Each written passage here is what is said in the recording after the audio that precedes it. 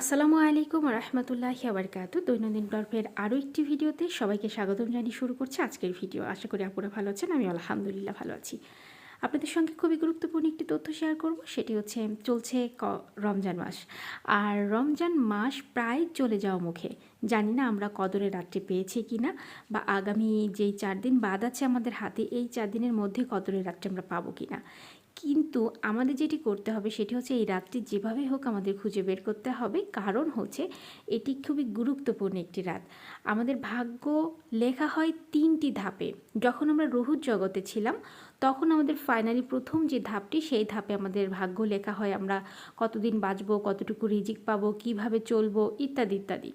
এরপর দ্বিতীয় ধাপে যখন আমাদের ভাগ্য লেখা হয়, সেটি হচ্ছে মায়ের গর্ভে যখন আমরা থাকি, অর্থাৎ মায়ের গর্ভে যখন আমাদের রুহটাকে ফুঁকে দেওয়া হয়, ঠিক তখনই কিন্তু আমরা আমাদের দ্বিতীয় ধাপে আমাদের ভাগ্যটা লেখা হয়। ওকে, তো তৃতীয় ধাপ হচ্ছে এই যে প্রতি বছরের রমজান মাসের কদরের রাতে।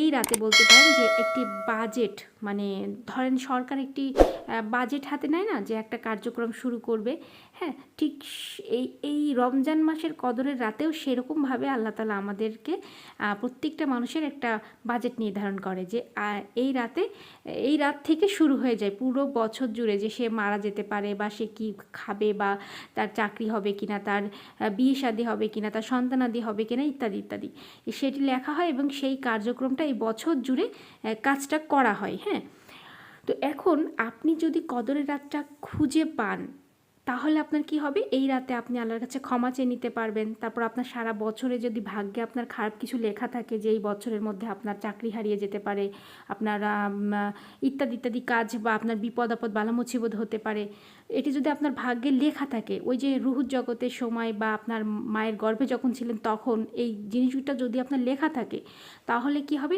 এই বছরে সেটা ঘটবে। এখন আপনি কদরের রাত পেয়ে গেলে আপনি হচ্ছে আল্লাহর কাছে ক্ষমা চেয়ে নিতে পারবেন, বিপদ আপদ মুক্তর জন্য দোয়া চেয়ে নিতে পারবেন। তখন কি হবে, আল্লাহ সেটা পরিবর্তন করে দিবে। এই জন্য অবশ্যই কদরের রাত আমাদের খুঁজতে হবে। সবাই ভালো থাকবেন। আসসালামু আলাইকুম।